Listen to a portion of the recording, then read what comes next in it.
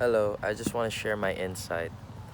I just came from philosophy and I wasn't really listening to the discussion because I started going off on my own little adventure in my head. And basically, what I wanted to share was the idea that the world that you live in, you're experiencing it for the first time, but the world is also experiencing you for the first time. And I like that idea of dwelling in something, like where you live in will live in you. It's like it's this relationship that you cannot escape from.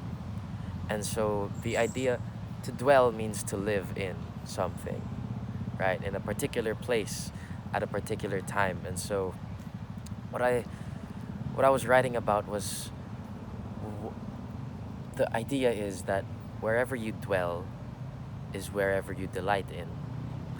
And I was writing about this dark period in my life where I felt so undeserving of love that the only things I could do was some self deprecating stuff to myself. And that's the only way that I felt a sense of, you know, peace in myself. Like, I felt so detached from love and I felt so lonely and I felt so like I lacked intimacy that I just pushed every form of love away from me because, you know, I was dwelling in my sadness and in my depravity that I couldn't see the bigger picture of me as a person. All I could see was my mistakes. All I could see was the things that I was trying to run away from. All I could see was all the bad things about me, but I couldn't see my light. I couldn't see my joy. I couldn't see the happiness and the peace around me. And so I guess it's a very powerful idea and one that takes a little while to wrap your head around, but wherever you dwell is wherever you begin to delight in, right? That in which you dwell is which you also delight in. And so if you dwell in social media and all the buzz of, having all that information in your hands too much, then you'll find delight in it. If you dwell in saying curse words and saying the N word, then that's where you will delight in. You will find joy in it. If you dwell in pornographic material, if you dwell in lustful stuff, then that's where you will delight in. But if you dwell in goodness, that's why it's important to surround yourself with what you want to be. So if you dwell in goodness, if you dwell in peace, if you dwell in justice, and if you dwell in in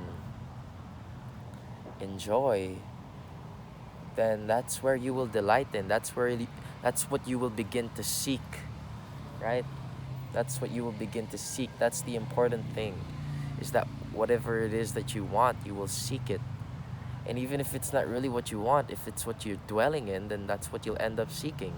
If you don't want to be a porn addict, but all your friends are porn addicts and all of the media that you consume is like lustful, then yeah, you might end up being addicted to porn or whatever it is. If it's gambling, if it's alcohol, if it's vices, if it's just whatever it is, everything is lawful, but not everything is right.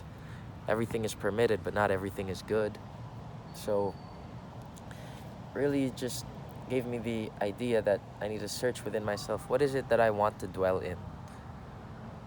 Who are the people I want to surround myself in? Whose company do I want so I can imitate, so I can learn from, right? Am I gonna learn from people who waste all their time and money and effort on just making out of life, just going whatever with the flow, or do I want to invest my time and myself and my spirit to people who will push me to chase my dreams and people who will get me out of depressive states by reminding me that I am loved and I am good and I am full of grace and light, you know? So wherever you dwell, you'll delight in. But the beautiful thing about history is that it's always being written. Bukas ang bukas. Yeah. Tomorrow is always open. And so for me, the only way out of that state of mind was through prayer. Prayer. I prayed my prayer, which was, Lord, give me a heart that hungers more for you than for the world. I want to live in you, and in turn, I want you to live in and through me, right?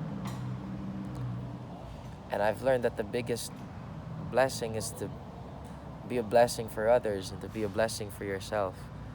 And so that's through the Lord's grace that He's granted me a heart that hungers more for Him than for myself or for the world. And it's very hard, it really is, because I'm only human. I'm only a man. I can be lustful, I can be selfish, I can be arrogant, I can be proud, I can be ignorant, I can be naive. But every day I make it a point to dwell in the Lord's word. First of all, the Lord's word and the Lord's presence. I try to surround myself as much as possible with people who are good. They don't even have to be believers of Christ, but people who are good, who have love, who, you know, the people that make me want to be a better person. And so I guess that's my insight. If you want to be a better person, be with better people. History is always writing itself out, and you're the one with the pen, and it takes a while to realize that, yeah, it's your first time living this life, but it's also the first time that life is gonna see you live. So you have a choice in that, how you're gonna live. So if you want to live so, then, you know, do that. But if you want to live free and full of love and joy and happy, then dwell in those things. Don't dwell in the things of the world unless you want to be consumed by them. I wanted to be consumed by the love of the Lord. And so that is where I choose to dwell every day, because it's an everyday thing.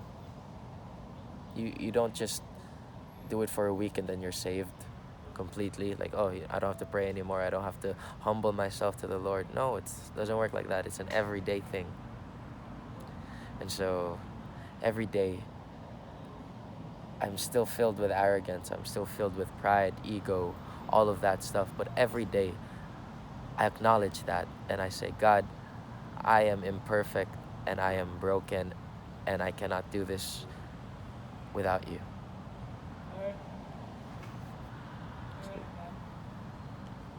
Okay lang po. That's it. Goodbye.